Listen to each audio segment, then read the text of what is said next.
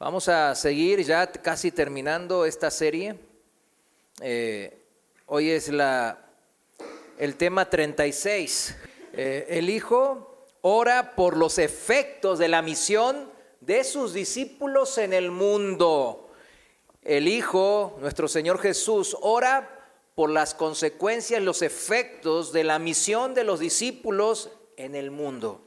La parte 1 de esta serie en la escuela de Cristo, la escuela de la santidad del Señor, el Evangelio de San Juan, capítulos 13 al 17. Ya sabe usted en dónde ir y en dónde aconsejar a alguien para que pueda vivir una vida en santidad, una vida como Cristo vivió y Cristo desea que nosotros, los cristianos, vivamos al igual que Él. Por eso en la escuela de Cristo, en el aposento alto, en el capítulo 13, hasta su oración, ¿verdad? Todo siempre el cristiano termina en una oración, porque es la oración la que hace la petición final al Padre y la que cierra, ¿verdad?, toda enseñanza. Sin oración, no tiene sentido nada, mis hermanos.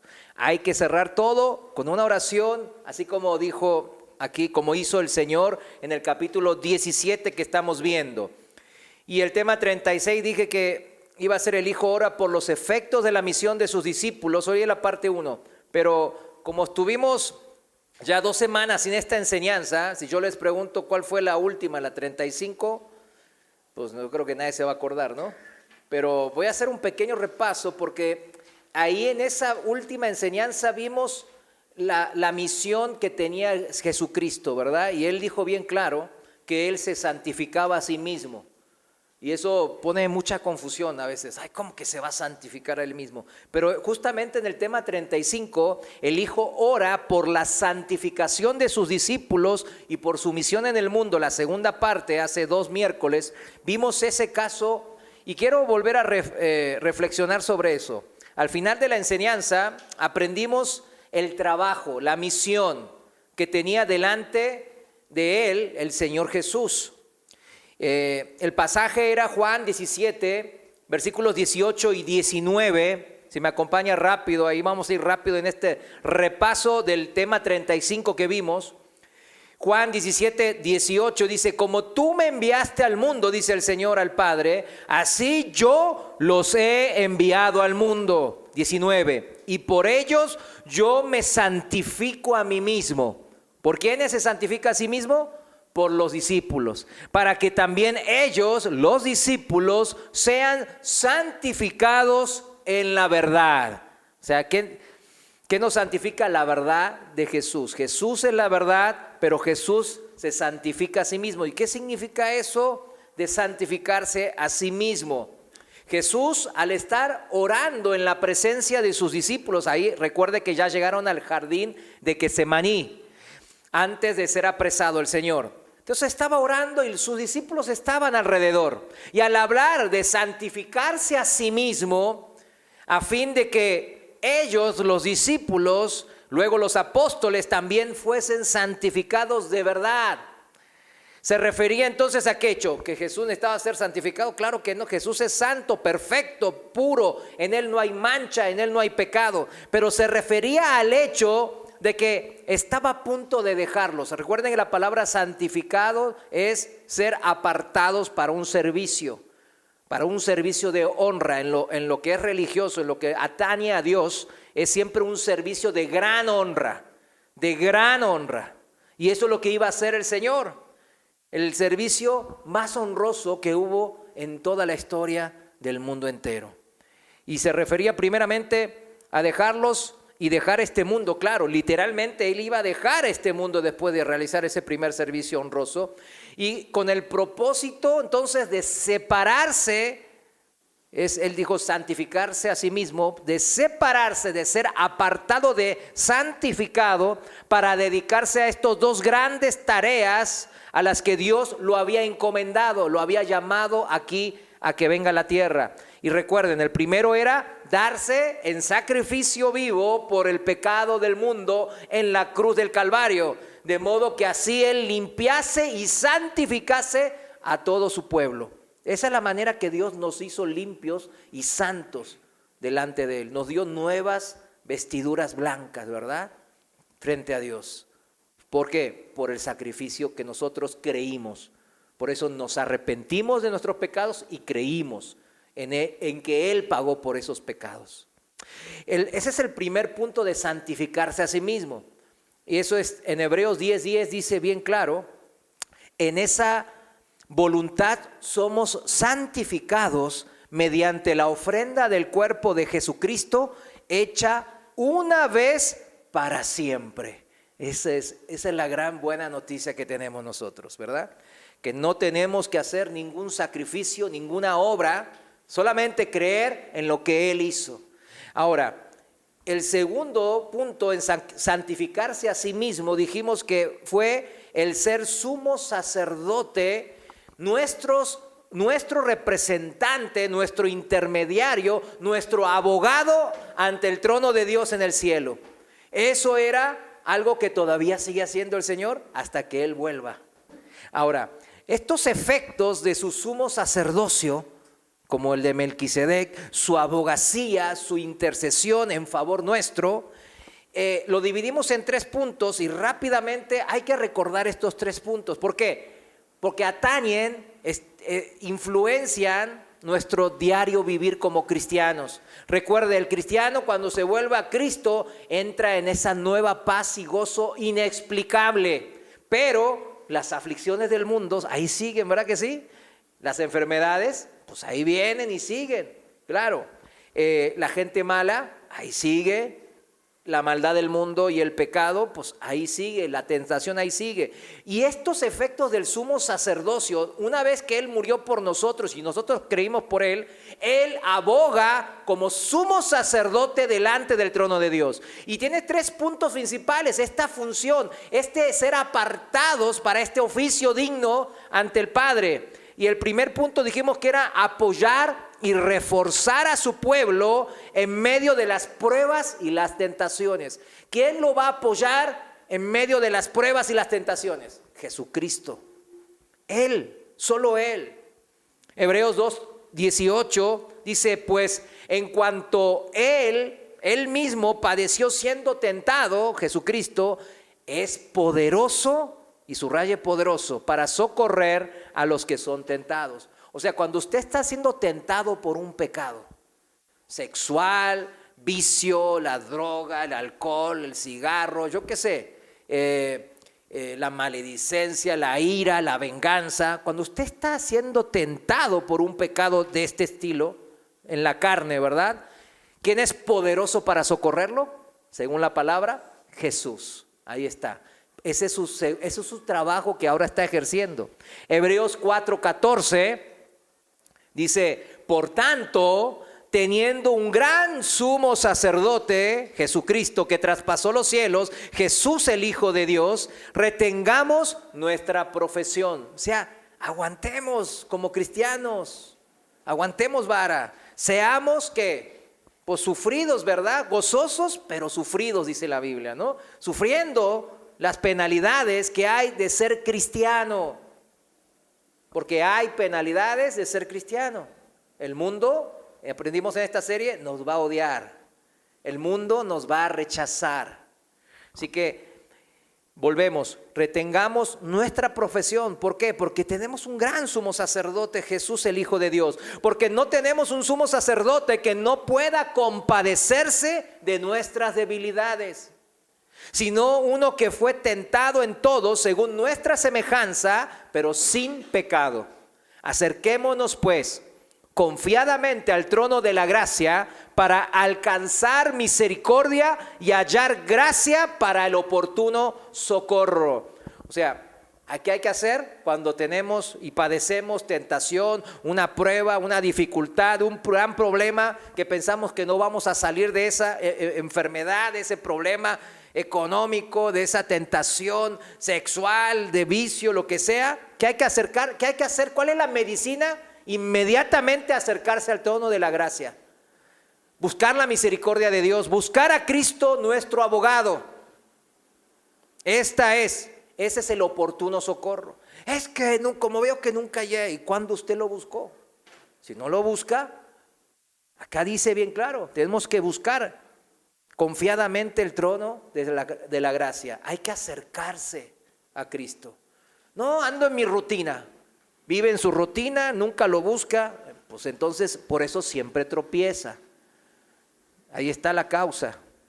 El segundo punto de los efectos del sumo sacerdocio de Jesús, su intercesión a nuestro favor, es justamente el interceder por los discípulos, por su pueblo, cuando caen y pecan. Caemos y pecamos, e igual el Señor está ahí intercediendo por nosotros. Esta es la misericordia, lo que el domingo hablábamos bien claro, de que Él permanece fiel, Él nunca miente, Él dice que iba a estar para nosotros siempre. Entonces siempre va a estar, aunque tropecemos y caigamos en pecado. Fíjense, hasta así nos las pone el Señor. ¿Cómo nos conoce, verdad que sí? Nos conoce el Señor. Hasta cuando caímos y tropezamos. Primera de Juan, capítulo 2, versículo 1.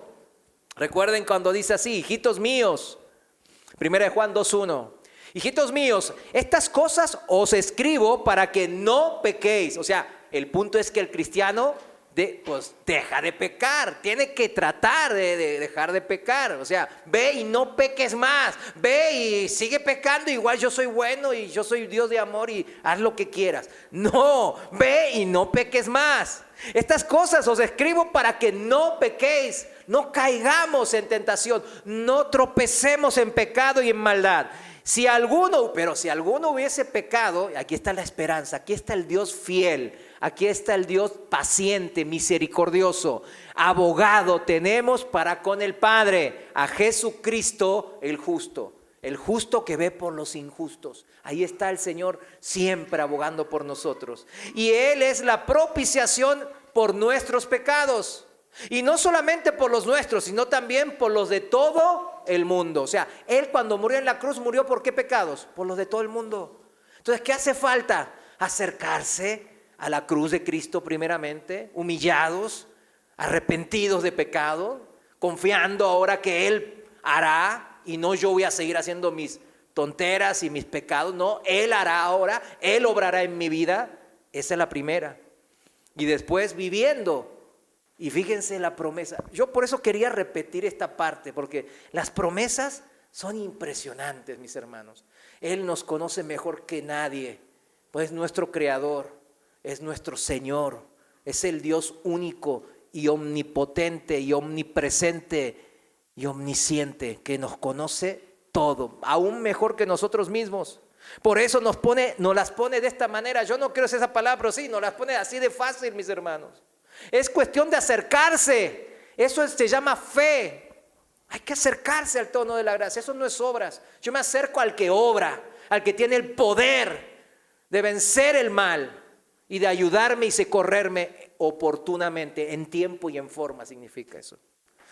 El tercer punto de los efectos del sumo sacerdocio de Cristo, si lo recuerdas, es que Él es capaz de salvarnos completamente a todo su pueblo, completamente, y llevarnos a Dios al final a través de todas las dificultades que pasemos en esta vida.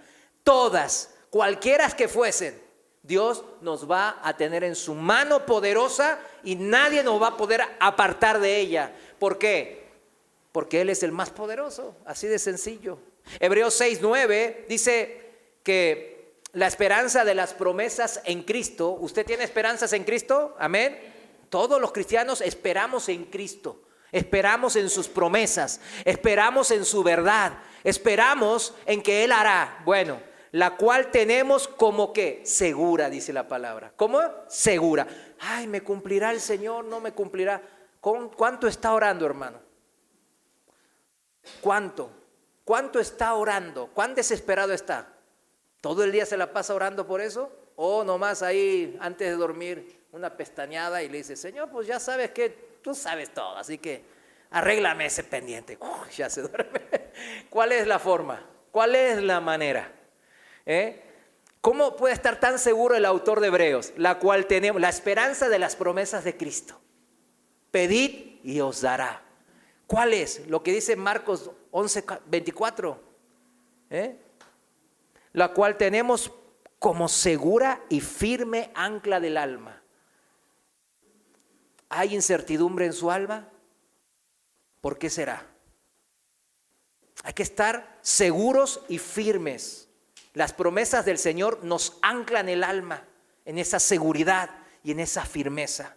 Y que penetra hasta dentro del velo, dice, donde Jesús entró por nosotros como precursor. ¿Dónde está la presencia del Señor?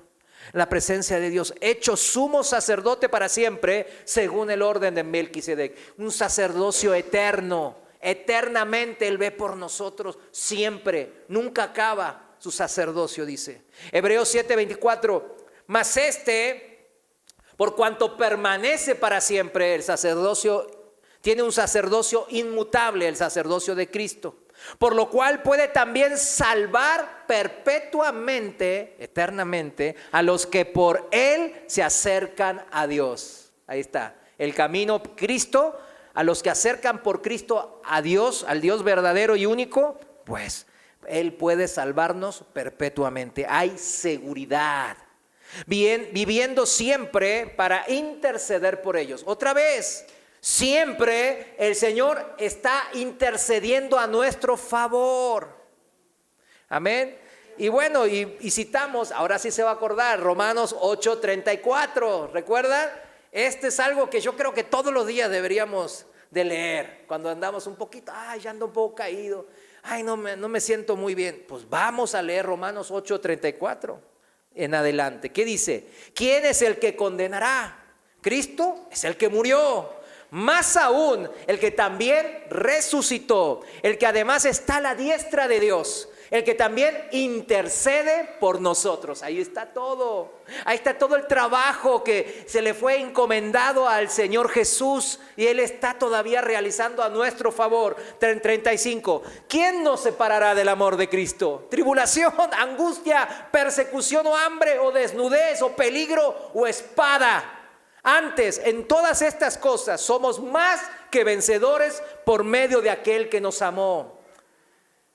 Por lo cual estoy, otra vez, seguro. ¿Estoy qué? Seguro de que ni la muerte, ni la vida, ni ángeles, ni principados, ni potestades, ni lo presente, ni lo porvenir, ni lo alto, ni lo profundo, ni ninguna otra cosa creada nos podrá separar del amor de Dios, que es en Cristo Jesús, Señor nuestro. Amén. Yo la verdad leo esto y digo, híjole, hasta mire, tengo aquí piel de huachinango. Es hermosa la palabra de Dios, ¿verdad? Y más cuando la escribe Pablo, es bien poeta, igual que David. El Señor es más que capaz. Eso es a pesar, no, es que yo estoy en esta situación horrible y no sé qué y no sé cuánto, ya no hay solución para mí. ¿Quién intercede por usted? ¿En quién usted ha confiado ahora? ¿Qué hará en su vida? ¿Usted o sus familiares o su dinero en la cuenta bancaria? ¿Quién va a hacer en su vida? ¿Quién? Dígalo. Jesús, ¿verdad? Jesús. Esa es la verdad de todo cristiano. Y hay que empezar a confiar en el que nosotros decimos tenemos fe. Tenemos fe en Jesucristo, en todo lo que hagamos en esta vida y en la venidera. Pero en la venidera ya vamos a verlo cara a cara, así que va a estar espectacular, ¿no? Pero mientras tanto, vivamos por fe. El Señor es capaz, más que capaz, de salvar completamente a su pueblo de todo lo que en esta vida se nos presente. De todo. Y llevarnos hasta el final, a la tierra prometida, a la nueva Jerusalén, a la diestra del Padre, a través de todas las dificultades, por más imposibles que parezcan imposibles de superar, Dios, el Señor Jesús, nos va a llevar hasta ahí. Amén. Recuerden bien claro, antes de terminar este resumen del tema 35, 2 Timoteo 4, ¿recuerdan que Pablo decía que 2 Timoteo 4 era, pues ya, la última carta de Pablo, diciéndole a Timoteo, pues ya me voy con el Señor ya me dijo, ya me van a ejecutar. Y ahí le estaba dando instrucciones del poco tiempo que a él le quedaban. Y fíjense, ese más que vencedores que decían Romanos 8, ¿verdad? 37. Miren cómo lo interpreta Pablo, no como los de ahora, ¿verdad? Las iglesias de ahora, somos más que vencedores para que me haga millonario y para que me llene de cosas materiales. No, eso es una añadidura, claro, si viene, pues gracias a Dios, pero jamás va a venir en maldición. Nunca eso me va a hacer piedra de tropiezo, pero si lo es, ¿cómo dice? Apártalo de mí, ¿verdad? No quiero tener algo que me estropee, ¿verdad? Mi fe.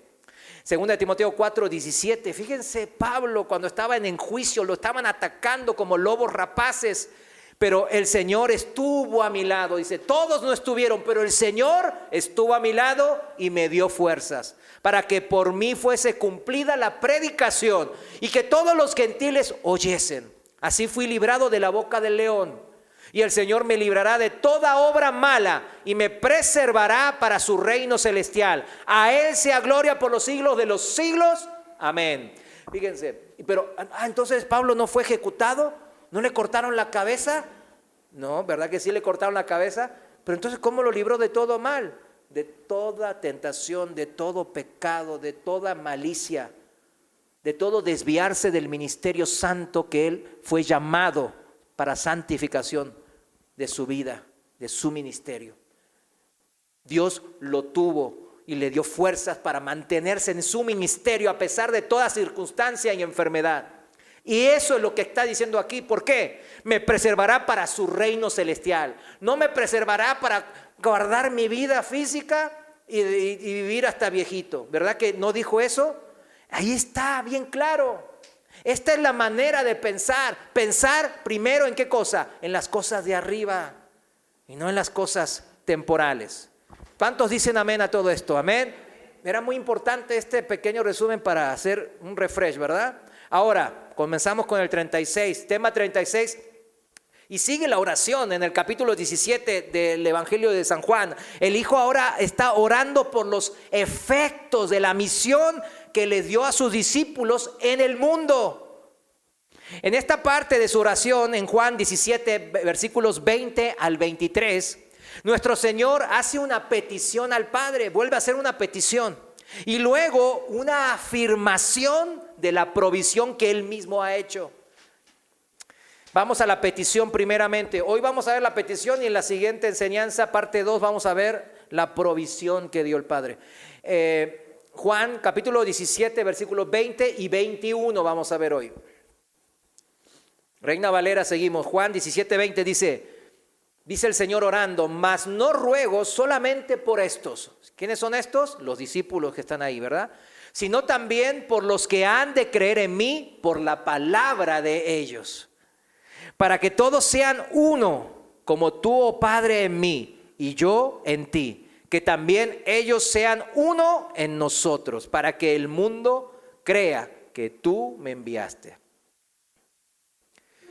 En este punto de la oración de Jesús, echa una mirada a través de los siglos por venir el Señor, ¿verdad? Con su omnipotencia, en su omnipresencia. Acuérdense que Jesús es Dios, ¿verdad? Y a Dios no le afecta el tiempo, ¿verdad? Dios el tiempo no le afecta. Entonces, Él hace una visión como que mirando a través de los siglos y contempla el número de cada vez mayor de personas que va a llegar a la fe en Él, ¿verdad? Como consecuencia inmediata y también indirecta del testimonio original de sus apóstoles que Él ha enviado ahora al mundo. Esa es la misión que les dio, la gran comisión, ¿verdad? Y Él oró por ellos para que fuesen uno en esta misión. Y no se trata de una petición ahí vaga, borrosa o poco definida. No. Pues el Señor especifica exactamente en qué clase de unidad Él estaba pensando y cómo se tiene que efectuar esa unidad. En el versículo 21, ahí está, si vamos de vuelta al 21, para que todos sean uno, ahora dice, como tú, oh Padre, en mí y yo en ti, que también ellos sean uno en nosotros. Ahí está la manera. Esta unidad de todos los creyentes en todos los tiempos dependería de que todos los creyentes estuviesen igualmente en Cristo y en el Padre. ¿Sí se entiende? Entonces el versículo 21 Depende esta unidad de todos los creyentes de todos los tiempos habidos y por haber, y que todavía faltan algunos. Va a depender de que ellos sean igualmente, estemos todos igualmente en ¿qué? En Cristo y en el Padre. A fin de comprender por qué Cristo tuvo que rogar al Padre para que esta unidad fuese una realidad. Hay que proceder como buenos historiadores y vamos a situarnos con un esfuerzo de imaginación, pues al lado de Jesús y de sus 11 discípulos que ahí estaban en el umbral del huerto de Getsemaní. En este trance de la historia, los discípulos, fíjense, imagínese usted ahí, está en el huerto de Getsemaní y usted está escuchando que ellos sean uno como tú y yo somos uno. ¿Qué pensaría usted ahí ya? Ay, ¿cómo que seamos uno? Pues estaríamos ahí como, ¿cómo? No entendemos. Pero estaban escuchando. Entonces, los discípulos estaban escuchando, pero ellos eran uno. Claro que todavía no eran uno. No eran uno en Cristo, por supuesto que no. Jesús se relacionaba con ellos en términos externos todavía. Estaba físicamente a su lado, ¿sí se da cuenta? De hecho, sería imposible que se incorporasen a él hasta después de su muerte, de su resurrección y de su ascensión, y después de la llegada del Espíritu Santo en Pentecostés. Ahí es cuando podemos decir que se incorpora cada creyente en Cristo. Antes no, pues él estaba físicamente ahí con su cuerpo, era 100% hombre. O sea, no hay, pues yo quiero estar en Cristo, pues ni modo que se metan ahí. Tenía un cuerpo, ¿verdad? De carne y huesos, ¿verdad? Hasta ese momento los discípulos se habían mantenido unidos como un solo grupo, gracias a su interés común. ¿En qué? En la obra del Señor Jesús. Venían sus maravillas, sus milagros, su palabra que hablaba con autoridad y lo respaldaba con los milagros. Y veía también su amor y su paciencia. Decía, híjole, este Señor tiene una paciencia, este maestro es diferente a todos los maestros que hemos visto hasta ahora. Entonces se mantenían en esa unidad por ese interés común que tenían en la obra de Jesús y en su amor, que él veía en su amor hacia los discípulos. Como un ejército que sigue a un solo general, ¿verdad? En que en ellos tienen confianza, ¿verdad? O un grupo de estudiantes, de escolares que se unen en torno a un profesor en que todos quieren, ¿verdad? Se trataba de una comunidad más o menos unánime de individuos diferentes. Eso es la manera de definirlo, ¿verdad? Como estaban en ese jardín de Getsemaní. Pero aún no era más que eso. Hasta ahí llegaba, ¿verdad? Esa unión. No obstante, estaba a punto de constituirse otra clase de unidad. En respuesta precisamente a esta oración que el Señor Jesús dirigía al Padre, Dios entregaría al Señor Jesús la promesa del Padre, como dice la palabra. Y el mismo Señor Jesús derramaría al Espíritu sobre sus discípulos. Esa fue la manera. Vayamos al sustento bíblico en Hechos, capítulo 2, versículo 33. Ahí está eso. Reina Valera, seguimos. Hechos 2:33 dice, así que exaltado por la diestra de Dios, o sea, ya él estaba, ¿en dónde? Había sido exaltado hacia la diestra de Dios, que significa todo el poder y toda la autoridad, que estaba haciendo, que su trabajo había sido aprobado por el Señor y él estaba con todo el poder de Dios a la diestra del Señor, significa. Y habiendo recibido del Padre la promesa del Espíritu Santo, ha derramado esto que vosotros veis y oís. Eso fue en Pentecostés, porque la gente pensaba que quién sabe, están borrachos, etcétera, etcétera. Y Pedro explica bien claro que esto es algo que el Señor Jesús había prometido del Padre, que Él mismo iba a derramar y se estaba constituyendo. En la traducción viviente dice, ahora Él, Cristo, ha sido exaltado al lugar de más alto honor en el cielo, a la derecha de Dios. Y el Padre, según lo había prometido, le dio el Espíritu Santo para que lo derramara sobre nosotros, tal como ustedes lo ven y lo oyen hoy. Amén. Y ese hoy significa también hoy, mis hermanos. Hoy. Usted y un servidor debemos de vivir de ese derrame de la promesa del Padre que Cristo nos hizo. Debemos de seguir su guía, debemos de estar ahí en comunión con Él, de no contristarlo, de amarlo y de seguir esa guía importante que Él nos da a través de la palabra de Dios que Él mismo inspiró y de una inspiración única y personal e íntima que nos da día a día el Espíritu Santo. Recuerde, el Espíritu Santo es una persona, no es una cosa, no es un fantasma, no es una nube. Es una persona, por eso se puede hablar y entablar una relación personal con el Espíritu Santo. Y también el Espíritu Santo es Dios, Dios todopoderoso, la tercera persona de la Trinidad. Así que Él todo lo sabe y todo lo puede y todo lo quiere hacer a nuestro favor. ¿Cuántos saben que eso es? Amén. El resultado asombroso de esta entrega de la promesa de Dios sería que los discípulos y todos los creyentes de las generaciones por venir hasta nosotros serían puestos en Cristo. Eso es importante. Serían incorporados en Él y en Dios Padre. ¿Qué significa estar en Cristo? A ver, ¿qué significa estar en Cristo? ¿Qué significa este lenguaje? Estar en Cristo. Algunas religiones, de hecho muchas religiones paganas así son, hablan del momento en cuanto el alma o el espíritu de cada persona se va a unir a un alma universal, ¿verdad? Esos son relatos y cuentos y fábulas, y muchas religiones paganas así lo dicen, como si se tratase mi alma como una gota en el océano, ¿verdad? Se va a unir al océano. Se va a unir a la madre naturaleza, se va a unir al cosmos. ¿Sí? Alguno habrá visto alguna película o alguna religión que dice cosas similares. En este caso de este tipo de religiones, tristemente la gota de agua, ¿qué pasa? Pierde por completo su propia identidad. ¿Se da cuenta? Eso es algo horrible. Imagínense perder su propia identidad. O sea, yo soy una persona con nombre y apellido, independiente de ustedes. O sea, pues pienso por mi propia cuenta, vivo por mi propia cuenta, tengo facultad de poder vivir independientemente, etcétera, etcétera, ¿verdad?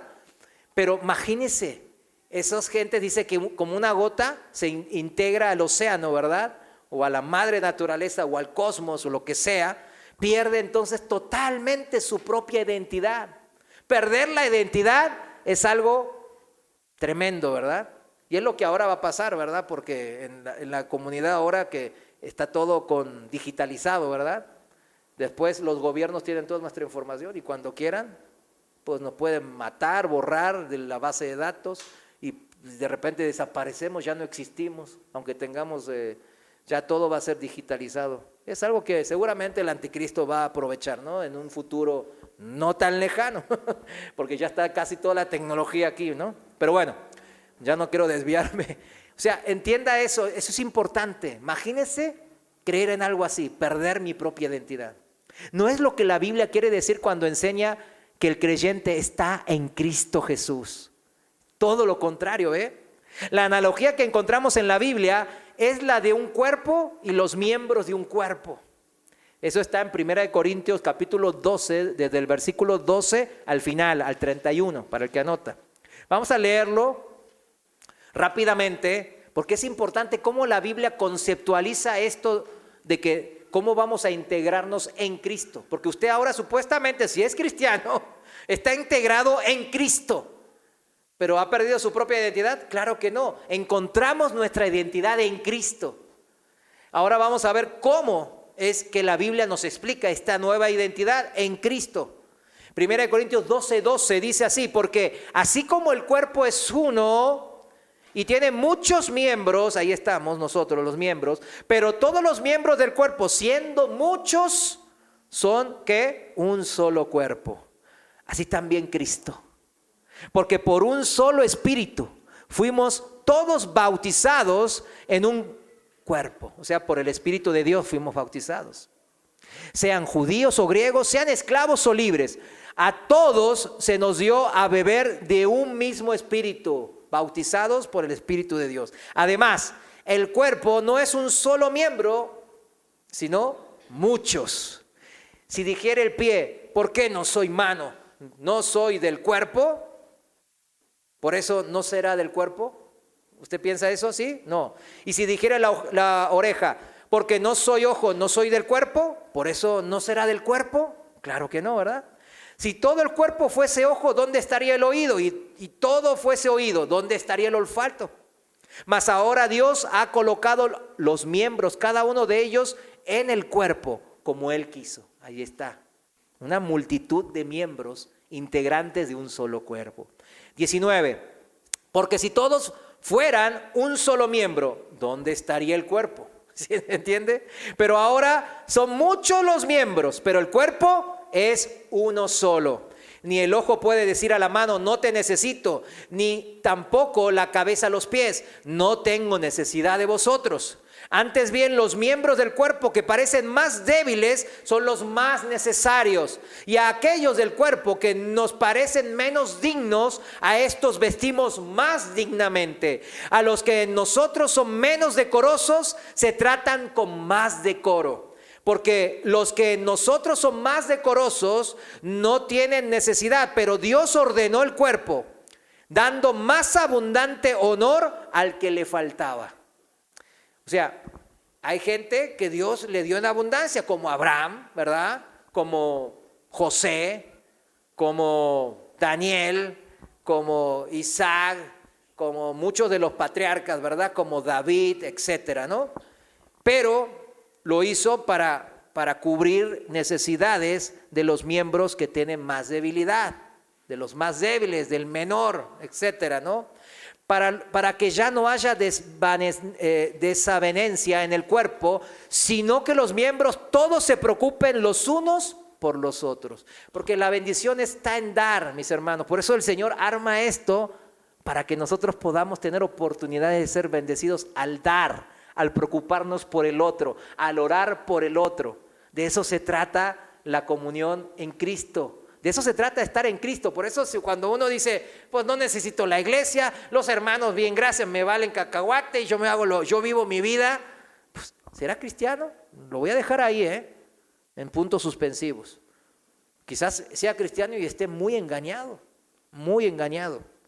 porque escucha otras voces, ¿verdad? Pero generalmente esa gente pues no vive como cristiano. Por ende ya sabe, ¿no? Bueno, me quedé 26. De manera que si un miembro padece, bien claro, un miembro padece, necesita ayuda, todos los miembros se duelen con él. Y si un miembro recibe honra, todos los miembros con él se gozan. Al contrario que del mundo, ¿verdad? Vosotros pues sois el cuerpo de Cristo. ¿Cuántos son del cuerpo de Cristo? Amén. Y miembros cada uno en particular. Y a unos puso Dios en la iglesia, primeramente. ¿A dónde los puso? En la iglesia. O sea, si no tienes iglesia en donde te congregas, pues obviamente ahí está faltando aún más. Dios nos puso en iglesias locales para que podamos preocuparnos y orar unos por otros, ayudar y ser ayudados. Porque el que es ayudado es bendecido, pero también bendice al otro que puede ayudar.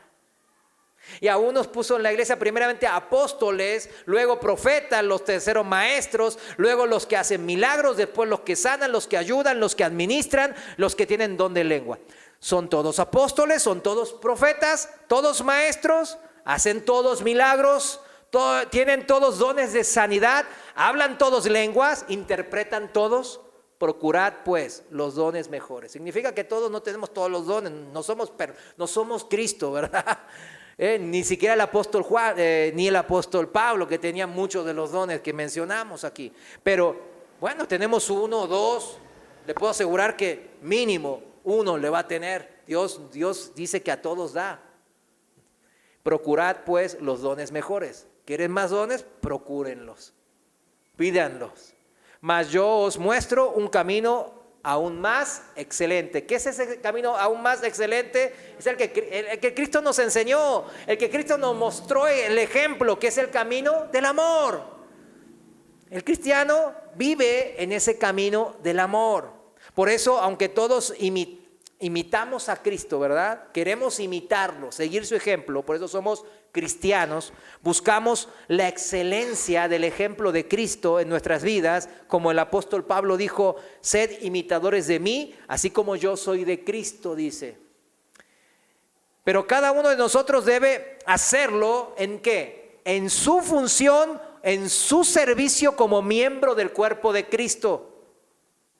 Ah, no, yo quiero ser ojo, pero tú eres oreja. No, yo quiero ser mano, pero tú eres pie. Yo quiero ser pelo, pues no, pues tú eres codo. No, codo no. No hay codos en el Señor porque más bienaventurado es dar que recibir, ¿verdad? Amén. No hay codos ahora que veo en el cuerpo del Señor. No, me iluminé, ¿verdad? Fíjense, entonces, cada uno de nosotros debe hacerlo en su función o en su servicio como miembro del cuerpo. Esa es nuestra identidad. Yo me identifico como ojo en el cuerpo de Cristo, porque estoy en Cristo. En Cristo hallé esa identidad. Yo soy brazo, yo soy pie, etcétera, etcétera. El ojo tiene que ser ojo siempre, no oreja ni pie. Yo quiero ser como el hermano, no sé, pues, el Chuy Olivares. Yo quiero ser como el pastor Chuy Olivares. Bueno, está bien que quiera ese servicio, ese apego, ese ministerio, pero siempre dentro de ejerciendo su función particular que Dios le puso como miembro de su cuerpo. Yo quiero ser, ¿con qué? Con esa pasión, con esa gana, con ese esmero, con esa disciplina, con ese amor de servicio. Bueno, así sí, ¿verdad? Por eso dice, sed imitadores de mí como yo soy de Cristo, el apóstol Pablo. Yo quiero ser como el apóstol Pablo, porque él imita yo quiero ser como el pastor Chuy, porque él imita a Cristo. Ese es el tema, pero en mi función particular, en mi identidad. Cada quien que estamos en Cristo, mantenemos nuestra individualidad, nuestra propia identidad, pero estamos en el cuerpo ¿de quién? De Cristo. Ahí encontramos esa identidad individual y propia en Cristo. En el cuerpo humano, cada miembro, la mano, el ojo, el pie, la oreja, conserva su propia identidad individual. ¿Sí se da cuenta? Usted no se despierta y de repente ve que su oreja se transformó en ojo. O sea, imagínense, ya veo de costado, ya me estoy viendo. Y empieza a caminar con sus manos, ¿verdad? Porque su mano se transformó en pie. ¿Se imagina eso? Sería un desorden. Y Dios no es Dios de desorden, de confusión, ¿verdad? Cada quien debe de mantener su identidad que el Señor le dio dentro del cuerpo de Cristo, porque usted está en Cristo. Usted es parte del cuerpo de Cristo. No obstante, bueno, el cuerpo, cada quien conservamos nuestra propia identidad individual. El cuerpo es, pues hay que entender esto, el cuerpo es mucho más que la suma de sus miembros. 1 más 1 no es 2 con esta sumatoria. Yo no sumo una oreja, 2 orejas, más 2 ojos, más una nariz, más una boca, más esto, más esto, más esto y sumo algo. No. ¿Se da cuenta? Imagínense si a mí me parten. O bueno, en la carnicería, veo la vaca, la tasan toda. Y después la junta. ¿Vuelve a ser una vaca? Pues no. ¿Verdad que no?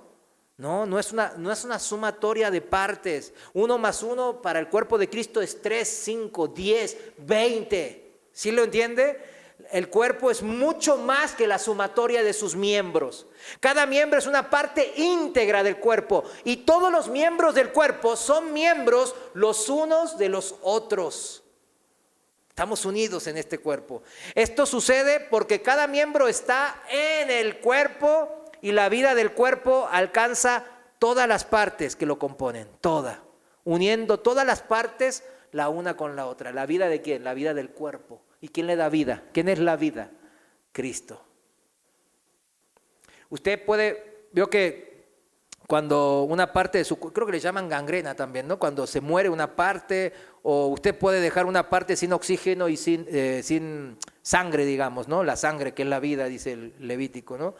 ¿Y qué pasa con esa parte, por ejemplo? Se seca y se muere. Pero si usted se la deja pegada al cuerpo, esa podredumbre se va expandiendo en su mano y va matando. Entonces, ¿qué hay que hacer? Hay que cortar ese dedo y dejarlo aparte. ¿Se acuerdan cuando Cristo es mejor cortarse un brazo antes que seguir pecando, viviendo una vida que Cristo no quiere que viva? Bueno, es más o menos esa, porque la vida del Señor está en nosotros. No puede ser que sigamos una vida de pecado, mis hermanos.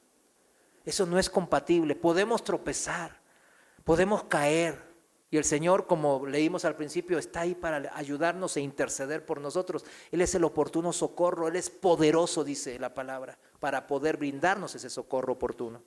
Ahora, entendamos eso. Nosotros no perdemos la identidad por ser partes o miembros del cuerpo. Ay, yo soy la oreja y no hago nada. Ahí calladito se ve bonito. No. ¿Quién le dijo eso? Oreja, ponte a escuchar. Ojo, ponte a ver. Imagínense despertarse, no, me desperté pero mis ojos están pegados. A algunos les pasa eso, yo sé que sí, ¿no? En la mañana, no puedo ir a trabajar, no puedo ir a la escuela, mis ojos no se quieren despertar. ¿Te imaginas que le pase eso? A algunos yo sé que les pasa, ¿no? Pero no voy a decir nombres. Pero imagínense, pero no quiere mi ojo funcionar. Porque dice, no, pues yo puedo estar así y no hacer nada. Y igual el cuerpo funciona. Sí, el cuerpo funciona, pero no como debe de funcionar. Usted, como forma individual, con su propia individualidad, que no la ha perdido, pero está en ese cuerpo, así que debe de empezar a funcionar en ese cuerpo, mis hermanos. Si no, se está muerto. ¿Y qué hace el Señor? Antes que siga contaminando el otro, lo retira, lo corta y lo retira, dice la palabra. Es preferible. Esto ha sido la experiencia, mis hermanos, de cada creyente, ¿no? Que está en el Señor desde Pentecostés. Para todos ha sido la misma experiencia que los apóstoles tuvieron, usted y yo la estamos teniendo en nuestras vidas.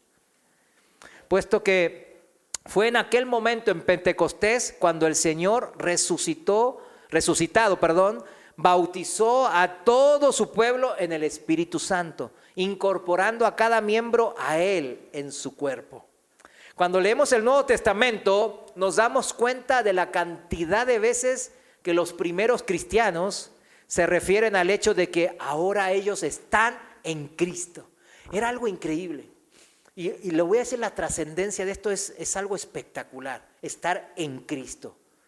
Estos son miren, vamos a poner unos pocos ejemplos, ¿no? de los muchos que hay en el Nuevo Testamento, de que se menciona que están en Cristo, que los primeros cristianos, apóstoles, discípulos hablan de estamos en Cristo. En Romanos 8:1, todos conocemos este pasaje tan hermoso, dice, ahora pues ninguna condenación hay para los que están ¿en quién? En Cristo Jesús. Los que no andan conforme a la carne, sino conforme al Espíritu, porque el Espíritu ya lo tengo morando conmigo.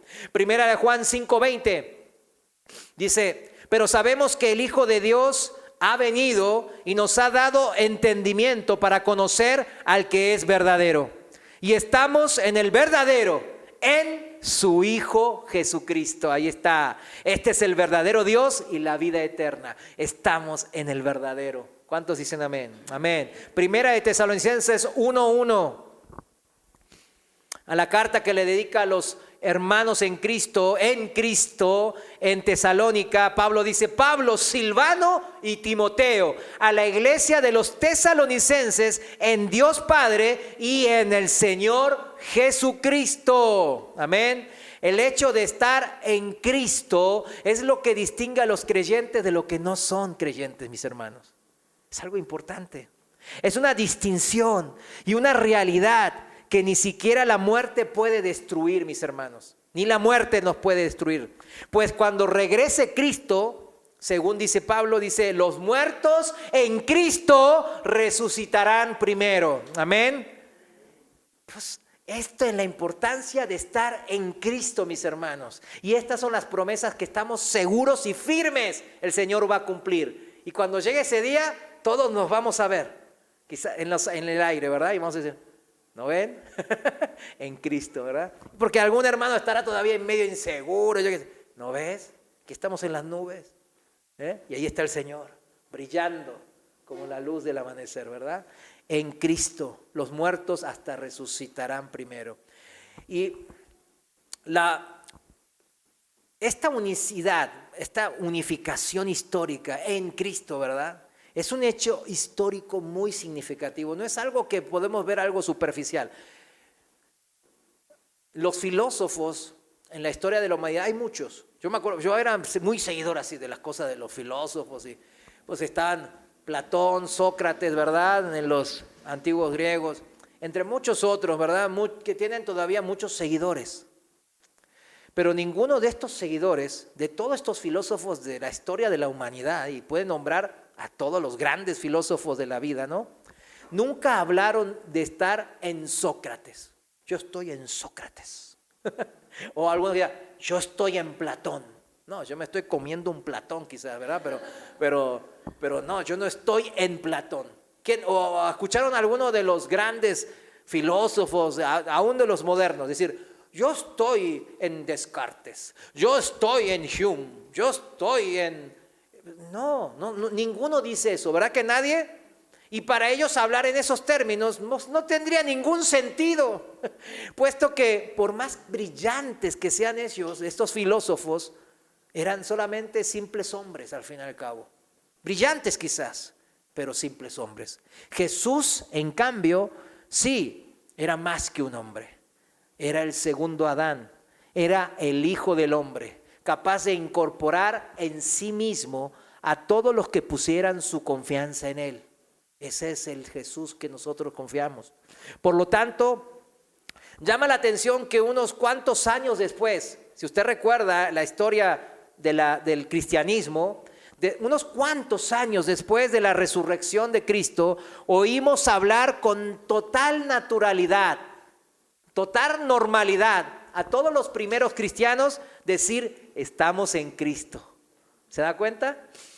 En cambio, ningún filósofo, por más años que pasen, nadie va a decir eso. Solamente los cristianos podemos decir eso. Da a entender que desde el principio comprendieron todos los cristianos, esos cristianos que eran puros campesinos, ni sabían leer y escribir. ¿Qué importa? Ellos entendieron y comprendieron quién era Cristo. ¿Sí lo entiende? Por ende, es igualmente importante que cada uno de nosotros se plantee esta pregunta personalmente y prácticamente en su vida de ahora. ¿Estoy yo en Cristo? Es una pregunta importantísima, ¿eh? No, yo tengo 40 años yendo a la iglesia, yo soy diácono, yo soy servidor, yo soy no sé qué. Sáquese todo eso. ¿Estoy yo en Cristo? Es la pregunta que el Señor quiere que nos hagamos hoy. Todos los creyentes en Cristo saben instintivamente, naturalmente, obviamente que están en Cristo. Eso es algo que yo lo entiendo porque yo estoy en Cristo. Por eso cuando alguien me pregunta, no sé si soy cristiano o no.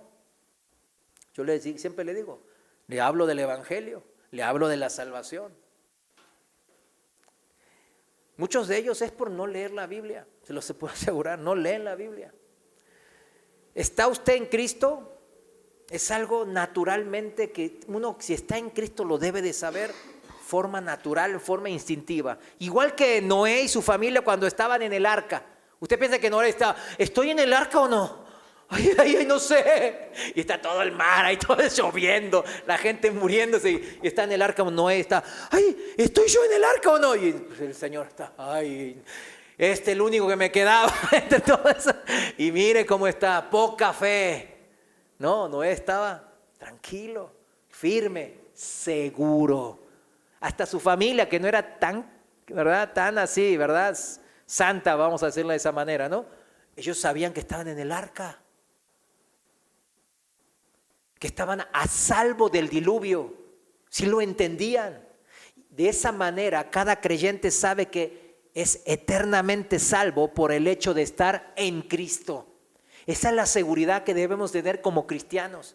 Por eso la muerte, claro, a nadie le gusta, quiero morirme ya, pues. Bueno, a veces yo pienso eso, ¿verdad? pero no es así de que, pero igual, cuando viene la muerte, como Pablo, cuando venía eso, ¿qué dijo Pablo? Leímos en 2 de Timoteo 4.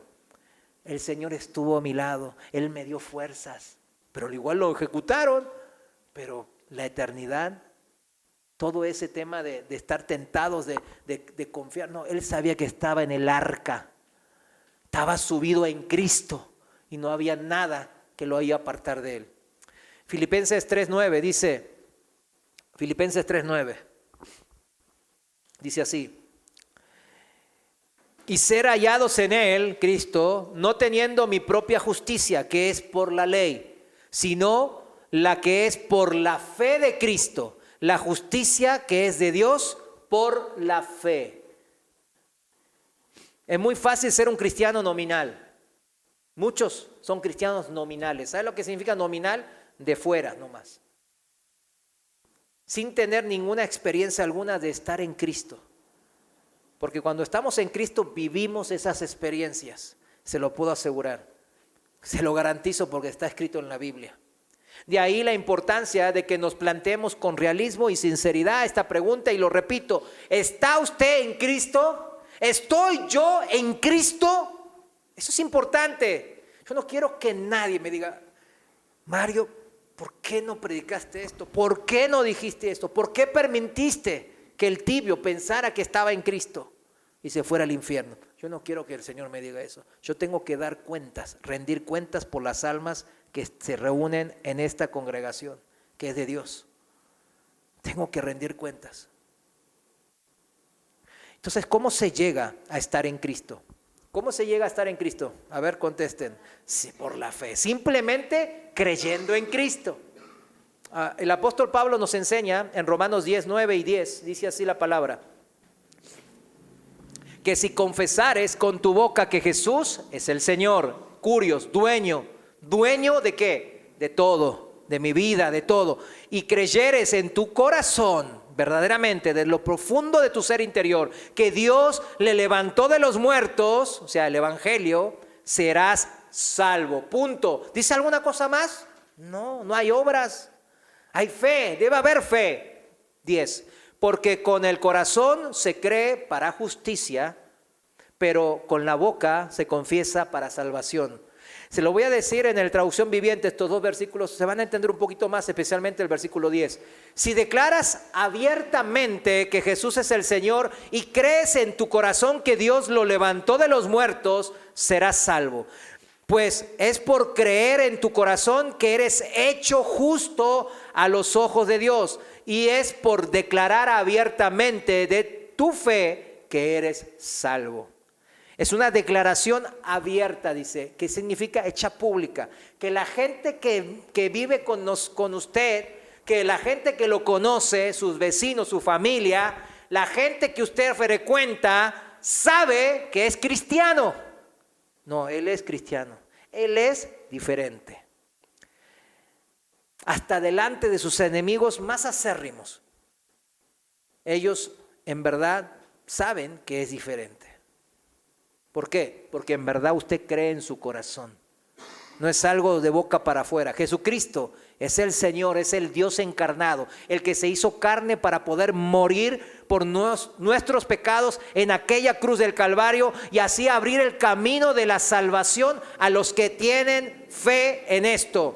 Y esto lo demostramos en nuestras vidas dando testimonio. Testimonio, martus, la palabra griega martus, de mártir, de morir a mí mismo, mártir, ejemplo delante de las personas. Imagínense si está haciendo lo mismo que le hace a la gente del mundo. ¿Eso es lo que Cristo pedía? Pues claro que no. Eso es declarar abiertamente o confesar para salvación. Eso significa demostrar abiertamente, declararlo. No es una simple oración de boca para afuera, no es ser religioso como los fariseos lo fueron. Significa esto que no hay cristianos de la secreta, mis hermanos. No existen cristianos de la secreta.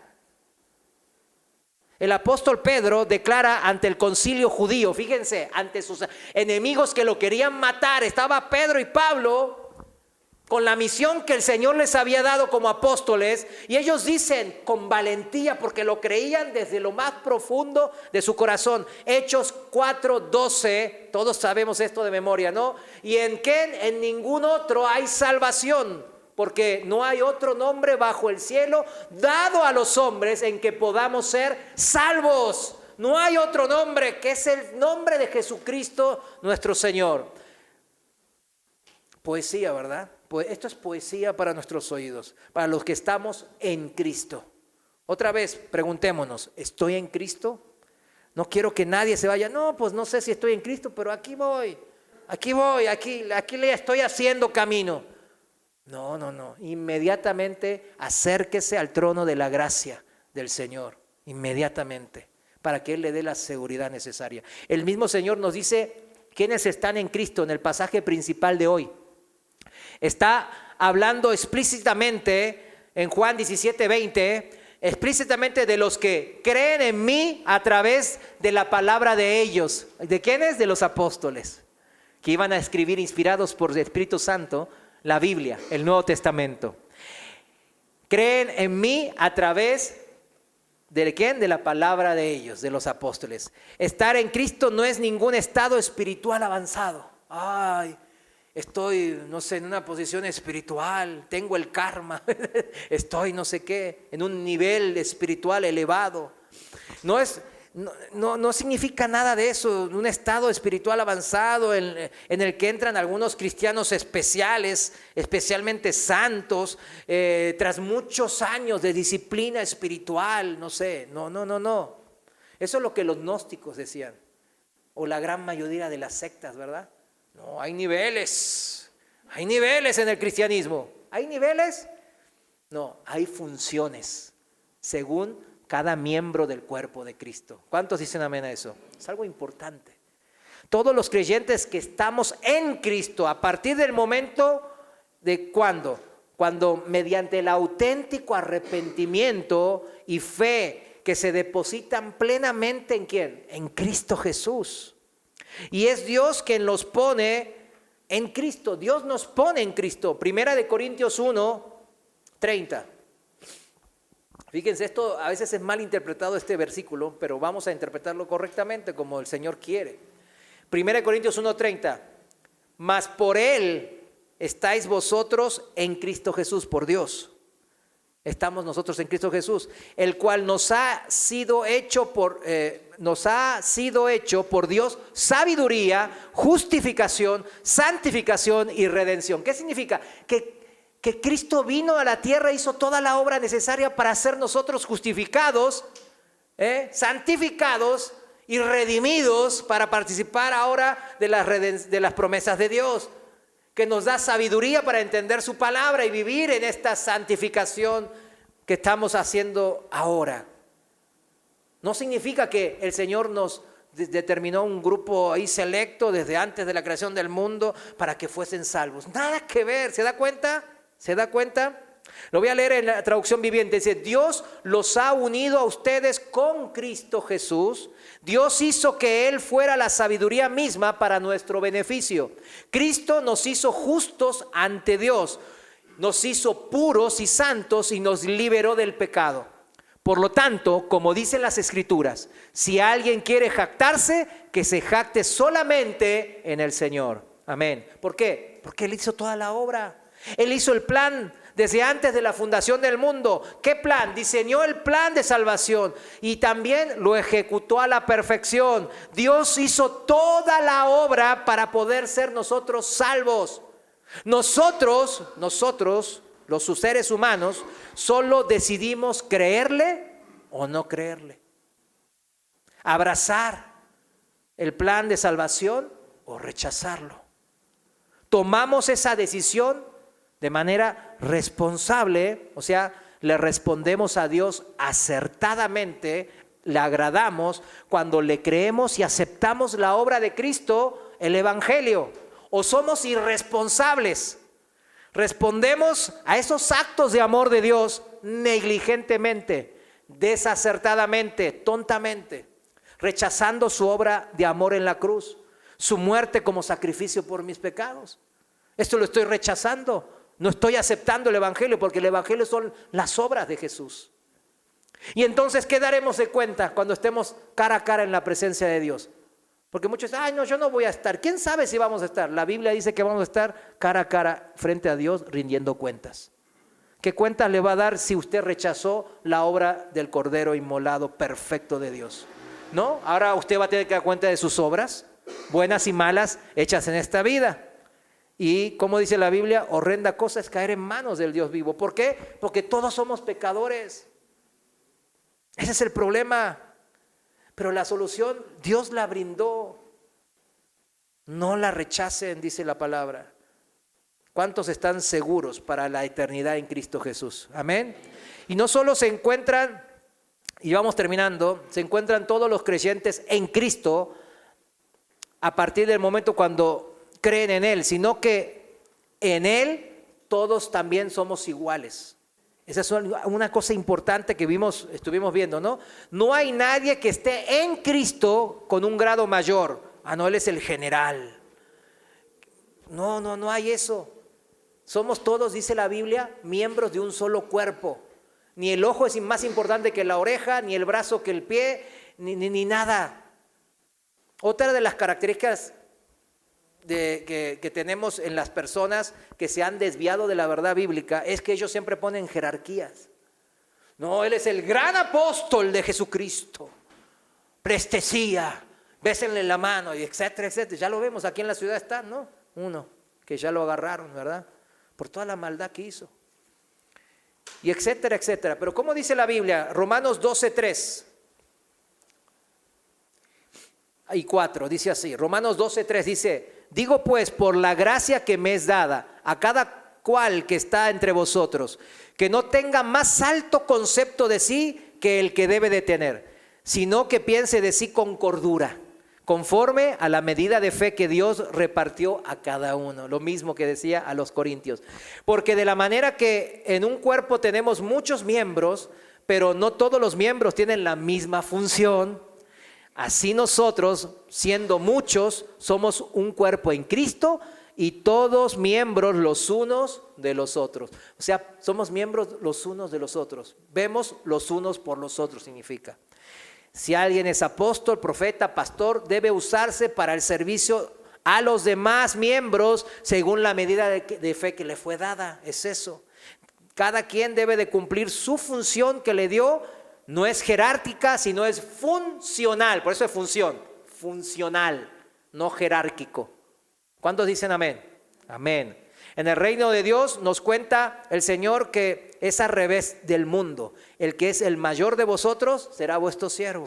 Porque el que se enaltece será humillado y el que se humilla será enaltecido. Esta es una de las leyes espirituales más importantes que aparecen en la Biblia. Porque así también vinimos a ¿qué? A la gracia de Dios, ¿verdad? Porque usted se humilló ante la cruz de Cristo y por eso pudo ser salvo. Se arrepintió de pecados y confió en el Señor ahora, su vida.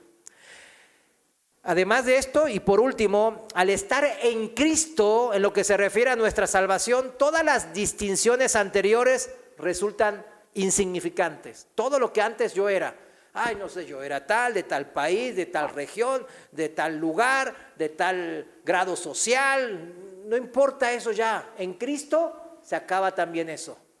Dice Gálatas 3:28. Gálatas 3:28 dice: ya no hay judío ni griego, no hay esclavo ni libre, no hay varón ni mujer, porque todos vosotros sois uno en Cristo Jesús.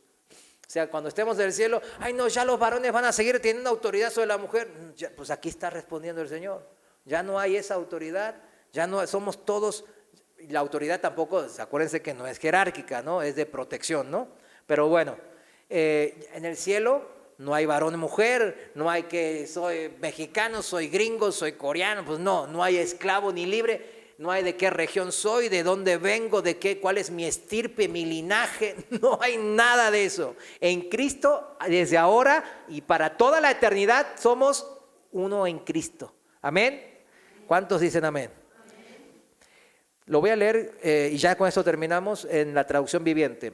Pues todos ustedes son hijos de Dios por la fe en Cristo Jesús. Y todos los que fueron unidos a Cristo en el bautismo habla no del agua sino del Espíritu Santo, se han puesto a Cristo como si se pusieran ropa nueva, ropas blancas.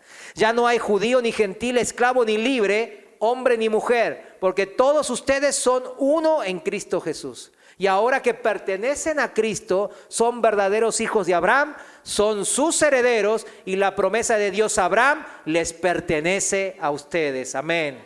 ¿Cuántos son herederos de la promesa? Amén. Póngase de pie.